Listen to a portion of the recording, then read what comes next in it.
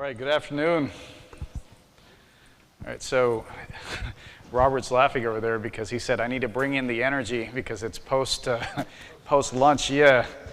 And unfortunately, this is a slightly dry topic, so I'm warning you right now. And why it's slightly dry is this is not the most clinical thing. This is about, and it says set your center apart in the sea of sleep. What it is basically it's going to be telling you how to set your sleep center apart. Things have changed over the years, and let me just go to the next slide. Things have changed over the years. You know how the field of sleep is changing. Robert talked a lot about the updates this year, or current updates. Emerson's going to be talking a lot about the newer things that are coming up as well. So with all these changes that are taking place, how do you set yourself apart? How do you set your lab apart or your center apart? And how do you move forward in this whole sea of sleep? We're going to talk about that. We're going to learn to differentiate yourself from other sleep centers and understand something called segmentation.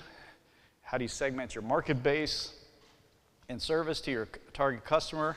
Develop a business and marketing plan and differentiate yourself from your competition by using these business plans and marketing plans. So as you can see, it sounds very, very business oriented. And so it's important that you keep this in mind. Now, if you're not on the sales and marketing side of your sleep center, if you're not, a lot of times they call it the daytime tech who's doing these things, I want you to remember, even if you work nights, this is very important that you learn how to brand yourself. When you go to request request for a raise, for example, the question is, what are you doing to create value? Using these techniques here is going to help you get there, okay? So keep that in mind, take some notes, and go ahead and listen. Now, next slide is not up to date, and I apologize about that, so I'm going to skip that and just tell you a little bit about myself and disclosures. I work for Medigy, and we're a DME company based in Texas, as you could tell by my accent, and then you're supposed to laugh at that, so. Okay, and also I'm as Ms. Candy mentioned, I'm also one of the co-hosts for Sleep Tech Talk. If you haven't subscribed to that yet, please do. We're really getting unprecedentedly big right now for sleep technologists. We're a voice for you all in the podcast space, so please check us out. We continue to grow, and we bring in all the latest information about sleep technology to you, so be sure to check us out. So let's look at what this is. In healthcare, the overarching goal for providers, as well as for every other stakeholder, must be for improving value for patients, and value is defined as the health outcomes achieved by that that matter most to the patients relative to cost to achieving those outcomes. Improving value requires improving either one or more outcomes without raising costs, lowering costs, or without compromising outcomes or both. At the end of the day, failure to improve value means, well, failure. I brought this up because I want you to think that I'm smart and I have something from Harvard Business Review over here. Now, but seriously, on a serious note, why is this? At the end of the day, it's about improving value. If you're continuing to do the job just like you did 10 years ago, 20 years ago, in some cases 30 or more years ago, you're not improving value. You have to provide the next level of service for your patients in order to show that you have something different for everybody else. Do you all recall when HSTs first started coming out? That was like, we all thought it was going to be the death of the sleep lab and death of sleep techs, but what has it done for you all? More revenue? Yes, allowed the sleep labs to stay open. In fact, in some cases, in many cases, it allowed more patient flow to come in, right? Because you have HSTs. So how do you use these kind of new technologies and separate yourself from others in order to increase value? So let's look at that and by something called segmentation. Anybody have any idea what that is, segmentation? It's okay. Yes, go ahead. You want to say something? Breaking apart. Very good. That's what it is. So we're going to look at that specifically in regards to business and sleep centers. Segmentation is the science of dividing or breaking apart, very good, an overall market into customer subsets or segments, whose in segment strings similar characteristics and needs. Most businesses attempt to improve their odds of attracting a significant base of customers by dividing the overall market into segments, and then trying to match their product and marketing mix more closely for the needs of one or more segments. What does that mean? Basically, you have a product and you are selling it to a bunch of people. How do you break up the groups of people that are out there that will actually want that product? For example, I may like cooking and I go into a store and somebody's trying to sell me a spark plug. It makes no sense, right?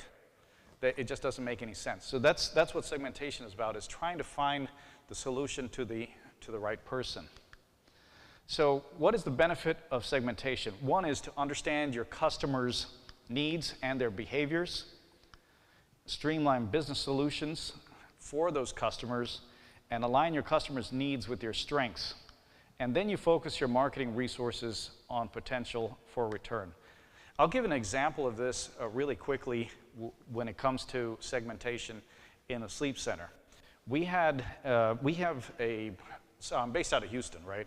So we have a couple of sleep centers that only do cash, right? They only do cash, and their focus is on the extremely, the upper crust, so to speak, very, very wealthy people. They're only paying cash. And so their entire system is based on that.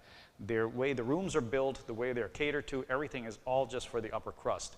Now, the average person uses insurance to pay for their sleep studies. These people don't, and they're willing to pay for that. They expect a premium product for that.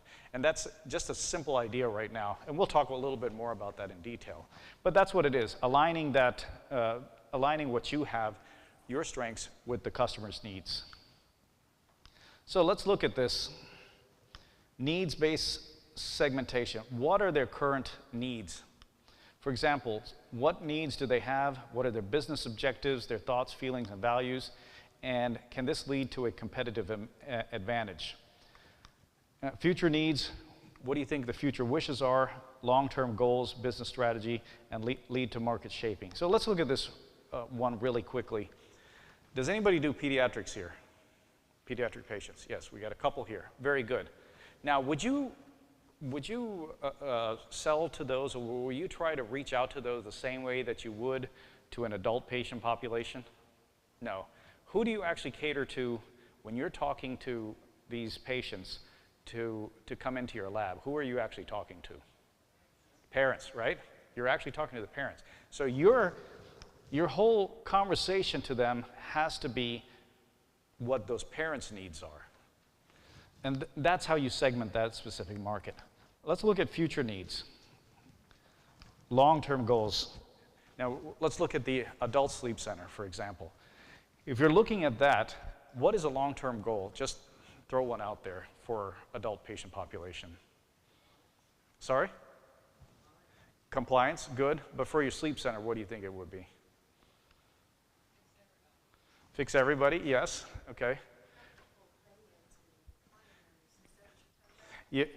You're getting it, yes, the atmosphere. Why? So they can come back in 5 years for that restudy, for the new study, right? To study them again. So future needs, aspirational needs. So these are things to think about when you're developing your program in order to keep yourself relevant for the future. So non-needs-based segmentation. So this is stuff that is not really in regards to the needs. Demographics. What size are they? For example, I'm helping a physician right now in a smaller town just outside of Austin to set up his sleep program over there, and he mainly wants to do home sleep testing. And when you look at the demographics, the location is the most important thing here for him, because in his location he has a certain subset of population, a specific age, specific race, and a specific how would you put it, like Emerson loves to talk about, was phenotype, their health thing. That is what's very specific in this physician's area. And that's what we are looking at as we were developing this program for that physician. The other thing is behaviors.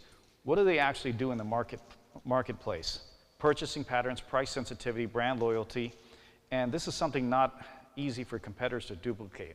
We just talked about that example of the cash-based sleep center, right? This is their behaviors. What are their purchasing patterns, price sensitivity? Me as a sleep center owner would not be able to influence the way they do their things because that's what they do. They don't look at price or they don't care about that. And it's not easy for competitors to build such a program if I'm the one catering to these people, right? Because I already know their patterns, I know the way they do things, and I'm able to build my program based on that. So how do you segment? There are multiple ways. One easy way is trial and error. You keep trying things until you run out of money, right? How many people have been in part of a program like that, where the center has closed down because they just could not figure it out? I worked actually for a sleep center where they had 4 beds, and they bought, it was in one hospital, and they had 2 separate sleep centers. And they decided to merge, and both labs had 4 beds, so they totally became 8 beds. And they had an okay time filling them up. And we, once in a while, would get that call on the afternoon. You know, you wake up, you're starting to get ready for work, and you get that call. You're canceled tonight because we had no patients. You've all had that call, right? Yes. So this lady who was running the program, she actually was not a sleep. She was not in sleep. She was running other programs and was extremely successful with what she was doing. But she did not understand the segmentation when it came to sleep. So she decided to make this big operation, expanded it to 10 beds, and she just could never get the beds full. And we kept getting the call, hey, you're getting canceled, and most of us left the sleep center because of that. And that's an example of trial and error. Okay. Another one is surveys. Surveys is just getting the word out there and asking people to fill out questionnaires. I'm sure you've seen that. Now, we talk about the elections, and then you had the quote-unquote polls. These are surveys. They may be right, they may be wrong. The election showed you what's the value of surveys and polls over here. You can also purchase market information. Most of the time, that's very accurate when you purchase it. I say most of the time. But you can get these readily available, market information, to understand what your demographic looks like or what your customer base looks like. You have to keep in mind, though, that it may be a little bit old. It's accurate, but it's 6 months, maybe a year older than when you're picking it up. And the other thing is to work with consultants, and that could also be hit or miss. So let's look at the non-needs space. I don't know can you guys see that? See it? Okay. So non-needs based, some of the things we talked about right now, one is age. We talked about pediatrics, for example. If you're going to cater to pediatrics, or are you going to cater to Medicare population? Or are you going to cater to, you know, the middle class or the middle group of age groups? We have some centers in Austin, Texas, for example. Their main focus is that 30-somethings. Why? Because they want to cater to the people that are tech savvy, so-called tech-savvy patients, and that's why that's who they focus on. And don't get me wrong, it's not like they're not going to take people that are younger or older, but that's where all their efforts on getting patients and talking to is that 30-something class of patients. Gender, male, female. You can divide that. You know, it's pretty much evenly out there, leaning a little bit more towards males. But if you're trying to get the female population into your sleep center, for example, that's a good thing to try out. I worked for a hospital once where they actually had a special seminar. They would have it like once every couple of months for female health, and sleep was part of that in order to boost the female population into the lab. So it's just something to think about over there. Income. We talked about the example of the cash pay. There's another lab that I remember that used to only focus on Medicaid population. They would only do Medicaid population. In fact, their whole system was based on that.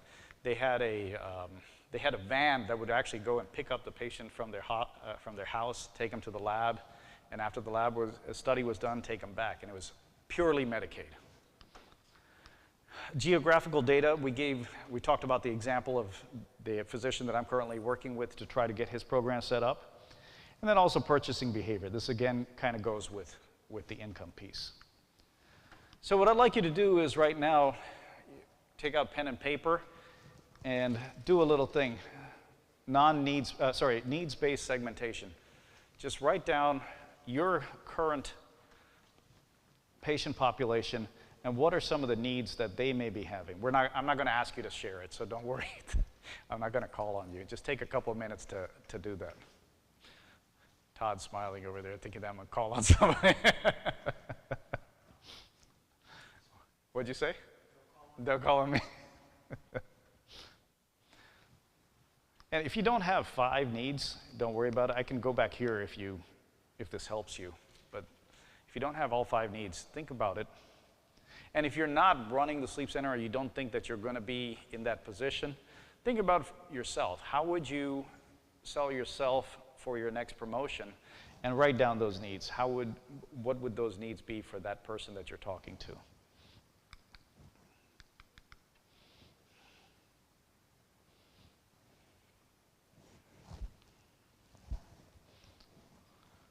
All right, I'm going to move on to the next slide. So let's look at some examples. These are real-world examples to help you better understand what we were talking about right here. So have you heard of General Motors? Come on, yes, okay.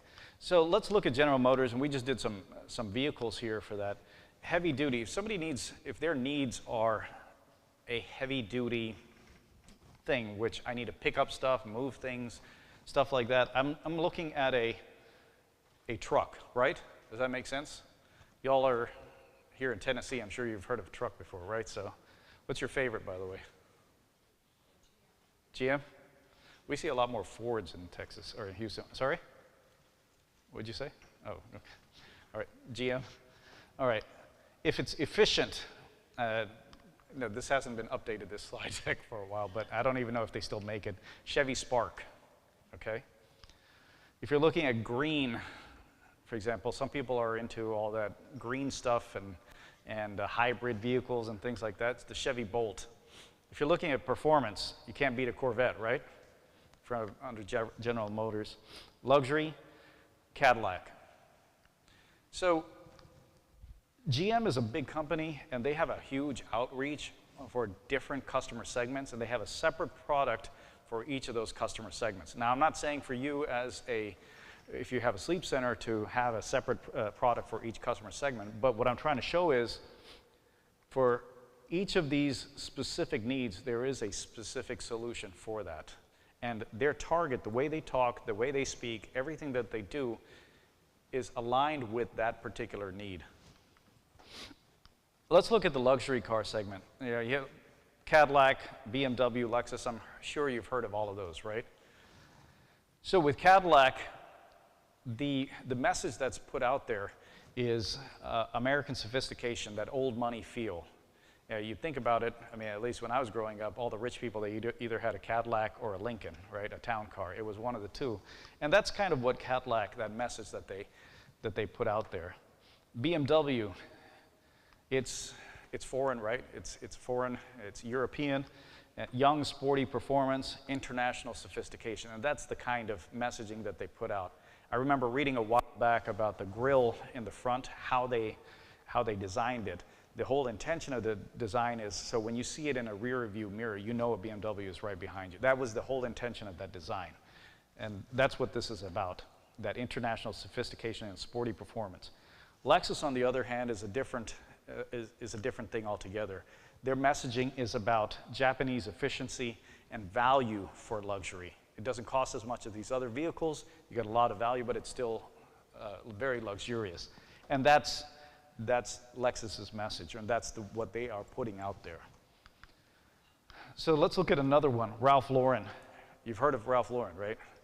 Yes, okay. So if you don't know, Ralph Lauren actually has multiple brands that they have. I didn't put all their brands here, but the value brand that you can buy at Kohl's and some other places is called Chaps. And the general public, it's called Lauren.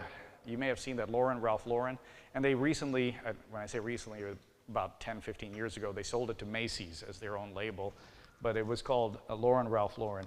And then the high end, relatively high end, is called the Polo label with the little pony on the side. So it's a different messaging for different groups of people. And I don't know if you've heard of it, but there's an ultra high end called Purple label that they have, and that's for those people that pay cash for their sleep studies. Okay. Gap, and I don't know if you know this, but Gap also has multiple offerings for people. Then the value version of this is called Old Navy. This comes under the Gap brand as well. For the general public, and that's what's out there, is called Gap. And finally, the high end, or their higher end of Gap, is Banana Republic. And based on these pieces, again, that's the messaging that they are putting out to people when they're trying to attract them towards them. In this under the general public, I don't know if any of y'all remember, and I can't remember what Oscar it was, Sharon Stone wore a Gap t-shirt because she couldn't get into her dress or whatever, and so she wore a Gap t-shirt, and that sold like hotcakes the next day afterwards because it was available to the general public. All right, high-end clothing, let's look at this. The messaging that high-end clothing providers offer. Banana Republic, we were just talking about that right now. It's a worldly experience and international sophistication. If you look at the Banana Republic stores, and if you look at any of their advertisements and stuff, it's all about being well-traveled, having this sophisticated lifestyle. That's what it's all about. And that's kind of what they're trying to display. If you walk into a store, you will see that. That's the messaging that they're providing over there. Polo is that classic American style, that old money style. It's often called trad style, Ivy League, and that sort of thing. And if you know has anybody read the story of Ralph Lauren? Yeah, so he came from a working class family, just like some political candidates. But the other thing about him, you're supposed to laugh at that. Come on, guys. All right. So what's that? All right. So too soon. Okay. But he came from a working class family. And he started working in clothing stores. He liked fashion just so that he could buy better clothes and dress better than his classmates. That was something that he did. He eventually bought a tie company called Polo. And he bought that company, and he started making the ties a little bit skinnier than the conventional wider ties. And that caught on, and then from there he built his entire empire. Okay, so that's Polo right here. And finally, hello? Okay, it's still working. Finally, Nautica. They're promoting an active lifestyle with seaside references. If you've gone to any of the stores or any of the displays over there, you will see the same thing as well. It's trying to show that they're very active and slightly the old money thing, but it's more about the seaside over there.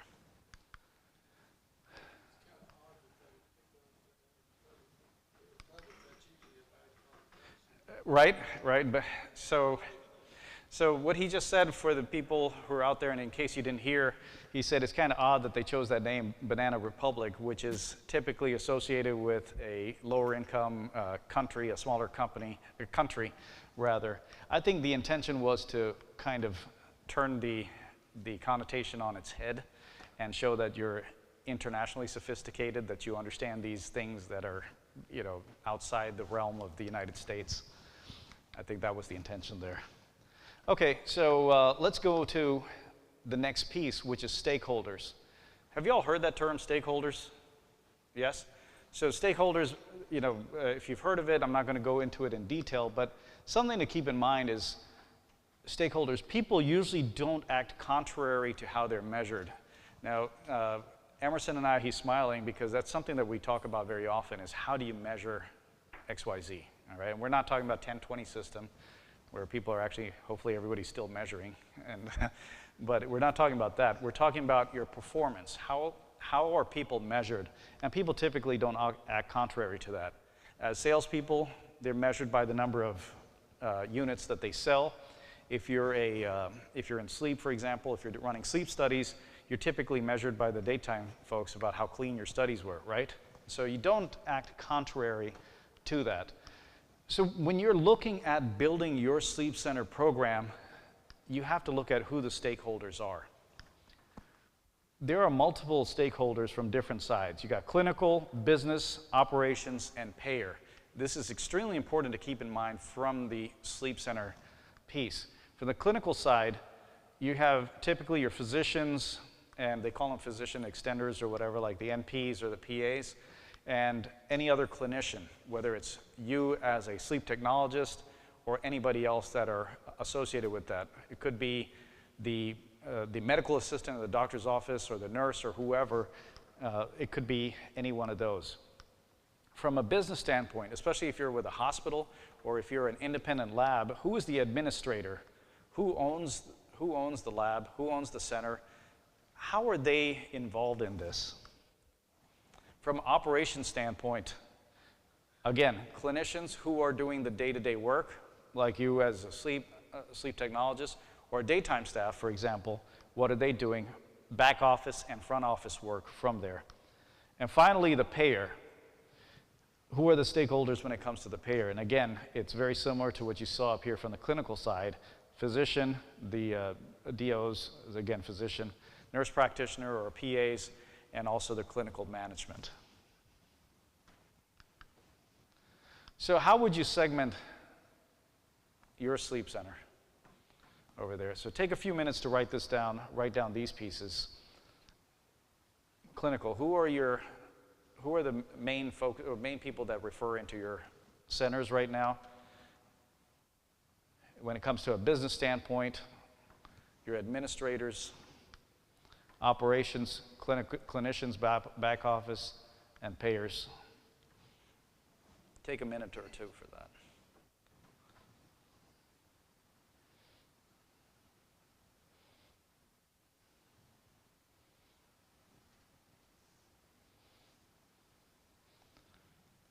So based on what we've been talking about, I hope you get to see that when you break this out, the way you speak to each of these pieces is very different, right?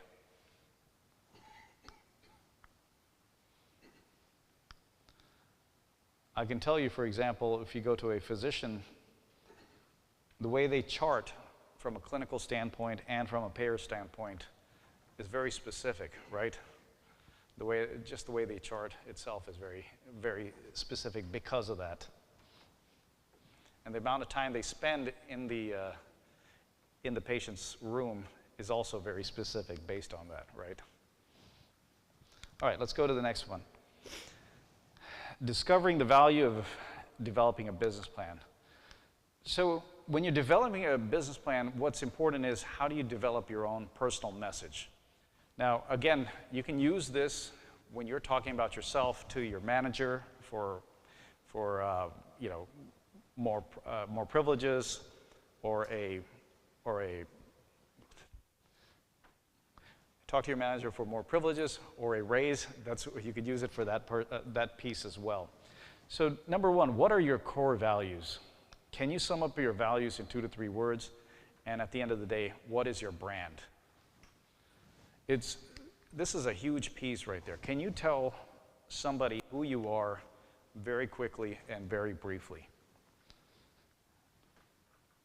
So as I can tell you for me personally, I've had a journey in where mine is. I was a physician at one point in my life, and that was my brand, is a general practitioner. That was 2 words, okay? I became a sleep technologist, and that was my brand. A very good sleep technologist. It was a few words, but that was my brand. I wanted everybody to know me as that. As I started moving forward, different things changed. Now I want to be known as a healthcare executive. That's what I want to be known as. And everything that I do is trying to develop that, what I put out there. I also have other facets. Podcast host, so that's another one. But yeah, there's different pieces, but it all depends on what brand are you trying to portray out there and how do you put it out there. And that's me personally, and it's the same thing that you would do for your center or for yourself. Let's look at the luxury car market. Once again, we talked about this already. So Cadillac, old money. Isn't that what you think of immediately when you say Cadillac? this person has money. You start thinking that right away. You're not really thinking, Cadillac has performance vehicles, let's not deny that, but that's not immediately what you think of. You're thinking of luxury. You're thinking of American luxury when you think of Cadillac. BMW is very similar. You start thinking about European sophistication and things like that. If I say BMW, I'm sure a lot of you, what goes in your mind is a vehicle that's zooming down the highway, highly polished, and the road is reflective off the sides of the vehicle, and that's BMW, young, sporty performance. And Lexus, once again, Japanese efficiency. Lexus, you know it's made by Toyota. You're thinking about Toyota efficiency, easy to fix. You're not spending too much money on it, but at the same time, you get the luxury piece of Lexus. Let's look at high-end clothing once again. To your point, the name Banana Republic, you turn it on its head, but when you dress like that, you're trying to show people, or at least that's the message that they're portraying, is that you're well-traveled, you understand the world, and blah, blah, blah, that sort of thing. On the other hand, when it comes to polo, it's all about classic American style, that whole Ivy League look that you put together, you're highly educated, you're doing really well, and that's what this is portraying over here. So why is your message important to your customers? So is your message only about yourself? Funny thing is, Emerson and I were actually talking about this earlier this morning, about having a conversation with somebody else, but is it only about yourself? We talked earlier at the beginning of this, I brought that quote up from Harvard Business Review, is the fact that it's about bringing value. And failure to bring value to your customer, to your patient, is basically failure. So that's what you have to think of, is how does it benefit your customer? If you look at the other examples, the polo, for example, if they're saying we're selling clothes that are very expensive, what's the big deal? We have great clothes, we have really good clothes, they look nice, they're fashionable, so what? How does it bring value to me? Me, when I wear it, I feel a whole lot better about myself, blah, blah, blah, that kind of thing. That's what this is about. And how can your customer relate that through your message? And that's the message that you have to portray as a sleep center to your customers to get them to come in and fill your beds. So, talking about that, has anybody heard this before? Has anybody said this? We provide quick service to our referral sources and take great care of our patients. Has anybody heard that, said that? Yeah? Everybody? Yes. Everybody. So if I'm trying to get patients into my office and I go to into my sleep center and I go to a physician's office and I say this, how many people do you think have already gone into their office or will go in later in the day and say the same thing? Right? There's absolutely no differentiation there. So we make sure you, Dr. Smith, don't have additional paperwork, and we always ask ourselves, does this patient, regarding the patient, would this help our grandparents if they needed it? You see how that message is so different from the first one? Okay, so I told you about that doctor who is putting together that sleep program in his town. His town is a smaller town. Would you agree that this would be a good fit for him to get referrals in, as opposed to this? We provide quick service and take great care of our patients because everybody says that. So this is just an example for a small town kind of thing, all right? So here's an exercise for all of y'all. We'll give you 2 minutes to take a look at this. What results do you want to achieve in 12 months? Now, if you're not running the center or if you're not trying to get patients into it, think about yourself. What results do you want? Do you want a promotion? Do you want higher pay? Think about that in the next 12 months. What do you wish to be known for? Do you want to be, for example, responsive, helpful, you're focused locally? Don't wear boots. He called me out on that one. So If you weren't here last year, I had boots on, so. So define your identity. Once you've done these pieces here, construct this message, this sentence right here. I want to be known for being responsive, for example, so that I can deliver great outcomes. That's an example of that. So take a couple of minutes to put that together.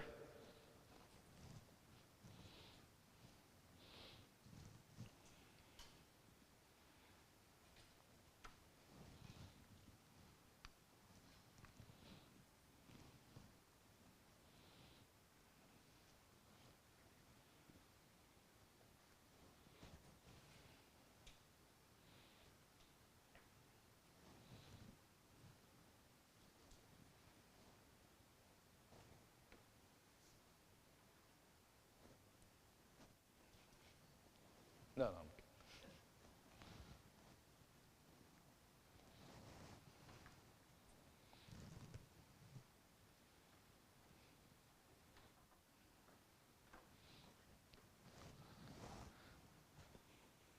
All right, I'm going to move on to the next.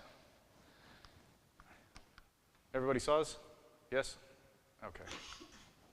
So how do you develop a differentiated message for your differentiated customer?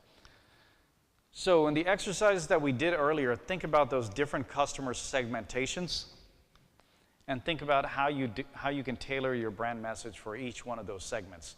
For example, if you're doing pediatrics, for example, you know you have different segments of pediatrics, right? You have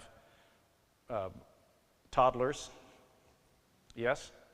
And you have the adolescents, and you do have teenagers. I mean, that's a huge group of patients, right? And then you have parents associated with each of those. Those are the stakeholders for this. So you would have to develop a message for each of those groups of people. So think about that as you're developing your message for your program. So we just said that. So how would you do this? Let's develop a message based on your customer base. We talked about the clinical, the different physicians. Based on what we just did now, how would you create a message for each of those? I'll give you a couple of minutes for that as well. Or probably just 1 minute. Don't worry, folks, we're getting close to the end. I know it's a long, drawn-out thing, but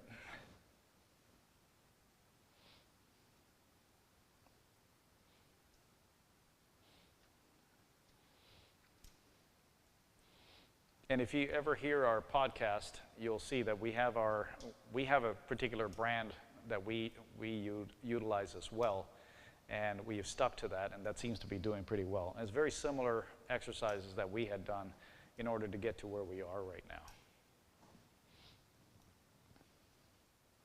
All right, I'm going to move on to the next. So let's develop a business plan for each of these different groups. Now, why is there a benefit for a business plan? Now, again, you can still use it for your sleep center, bringing more patients in, filling up the beds, but you can also use this plan, like we said earlier, where do you want to be in 12 months? You can also use this for yourself.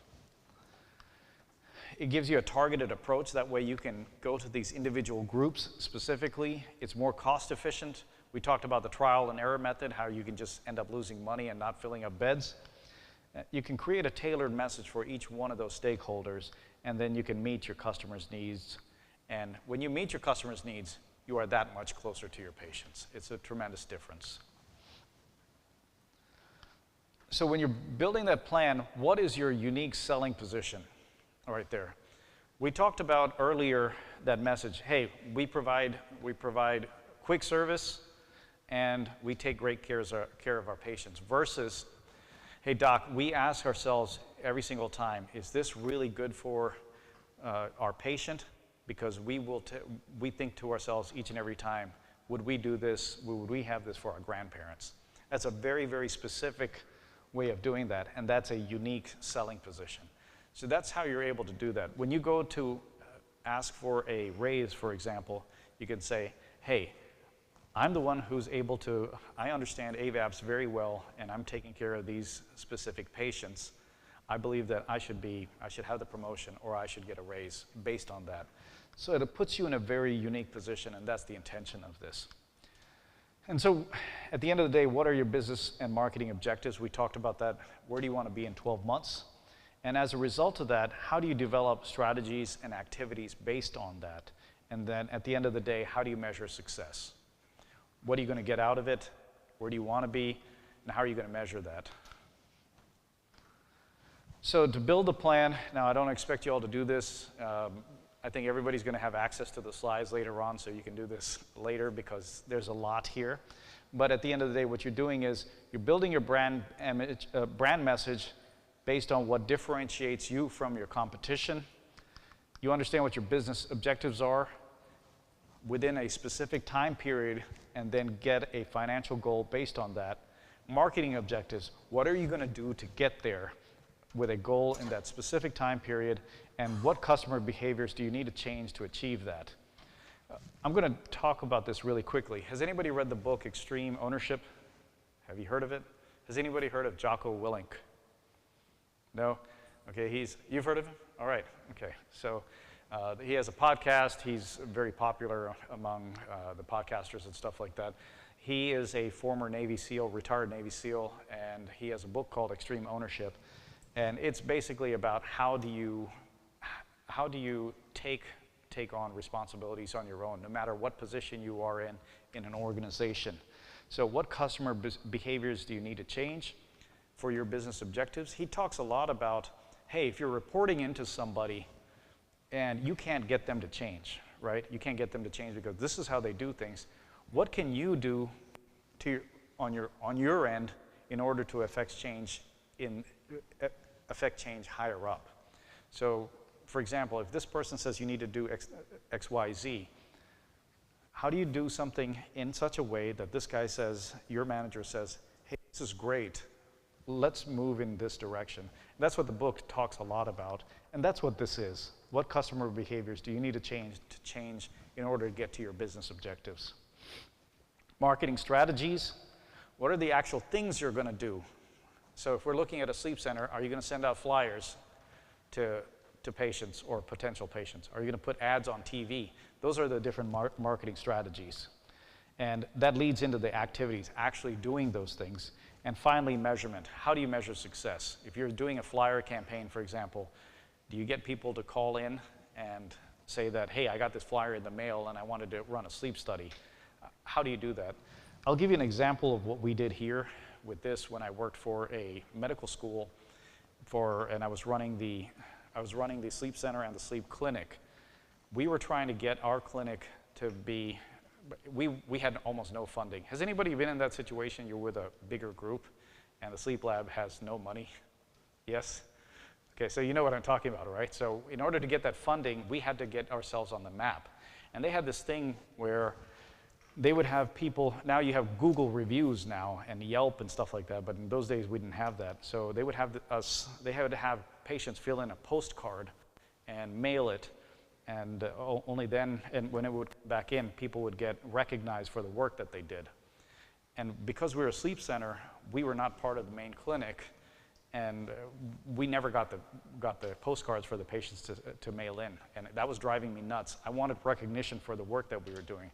So I went to the main place, I got a whole bunch of postcards, and I told my techs that every time you finish with a patient and you make sure you ask them, how did we do? They said, great. And I said, well, will you put money where your mouth, money where your mouth is, and hand them a postcard and ask them to fill it out. Mind you, these people had to actually fill it out and then put it in a mailbox. They had to do that. But month after month, we started getting the most number of recognitions in the entire medical school because of the effort that we put in. And that's that strategy that I was talking about.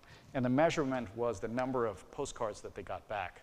And as a result of that, we got hugely recognized as a sleep center. We got more money to do more things as a result of that. And that's just an example of the business plan or the marketing plan.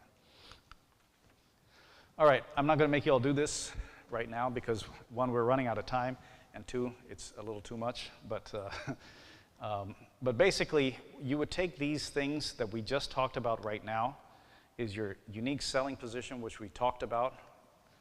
What is unique to you? And in this case, what I've written down here as an example is we want to be known for responsiveness so that we can deliver care on it as if it were our own family members. That's the version that I put over here. Business objectives, how much revenue do you, this is just an example here. How much revenue you want to increase year over year. Marketing objectives, increase responsiveness to the activities. What are the strategies here? Referral source awareness, getting them to know about us. Community outreach programs. Simple example is, you've heard of awake groups, but to get more patients into it, going out there to the community and giving talks on sleep apnea. That's just a simple example of that. And marketing activities, I'm sure you all have seen this, the lunch presentations at physician's office. That's just a lame example, but it's an example. And education seminars at community centers. This is another example of that. And finally, measurement, just like we said, you just measure what have you got after all of this. All right, so in conclusion and to review, we learned to differentiate ourselves from other sleep centers, understood what segmentation is, learned to segment the market base, learned to market your service for your target customer by developing marketing and business plans, and learn to differentiate yourself using the same things. So thank you all so much. You can find me on social media, Jerry D. Mann, that's with 2 N's, and love to connect with all of you on LinkedIn. This is my full name, my full spelling. And as I said before, I'm with Medigy.